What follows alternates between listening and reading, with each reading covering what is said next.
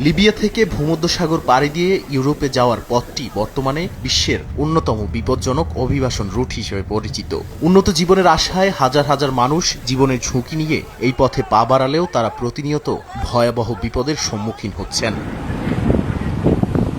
এরই ধারাবাহিকতায় জাতিসংঘের অভিবাসন সংস্থা IOM জানায়, উত্তর পশ্চিম লিবিয়ার আল জাওইয়া শহর থেকে যাত্রা শুরু করা রাবারের নৌকায় ৫৫ জন যাত্রী ছিলেন, যাদের মধ্যে ২ শিশুও ছিল।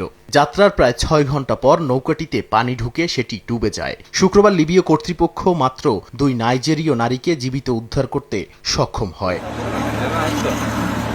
IOM জানায়, ২০২৬ সালে এখন পর্যন্ত লিবিয়া থেকে ইউরোপে যাওয়ার পথে প্রায় ৫০০ অভিবাসী মৃত বা নিখোঁজ হয়েছেন। শুধু জানুয়ারিতেই বেশ কয়েকটি নৌকাডুবিতে অন্তত ৩৭৫ জনের মৃত্যু বা নিখোঁজের তথ্য পাওয়া গেছে। প্রকৃত সংখ্যা আরও বেশি হতে পারে বলে আশঙ্কা সংস্থাটির। বেঁচে যাওয়া ২ নারী জানান, একজন তার স্বামীকে হারিয়েছেন, অন্যজন এই দুর্ঘটনায় তার ২ শিশুকে হারিয়েছেন। IOM এর দল তাদের জরুরি চিকিৎসা সহায়তা দিয়েছে।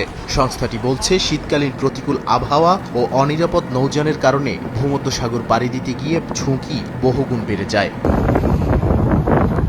গাদ্দাফি সরকারের পতনের পর থেকে লিবিয়া ইউরোপগামী অভিবাসীদের প্রধান ট্রানজিট পয়েন্টে পরিণত হয়েছে। মানবাধিকার সংস্থাগুলো জানিয়েছে, লিবিয়ায় অভিবাসীরা নির্যাতন, পাচার, জোরপূর্বক শ্রম ও চাঁদাবাজির শিকার হচ্ছেন। IOM বলছে, পাচারকারী চক্রগুলো অতিরিক্ত যাত্রী তুলে অনিরাপদ নৌকায় মানুষ পাঠিয়ে মৃত্যুর ঝুঁকি বাড়াচ্ছে। নাদিম মারজান, সময় সংবাদ।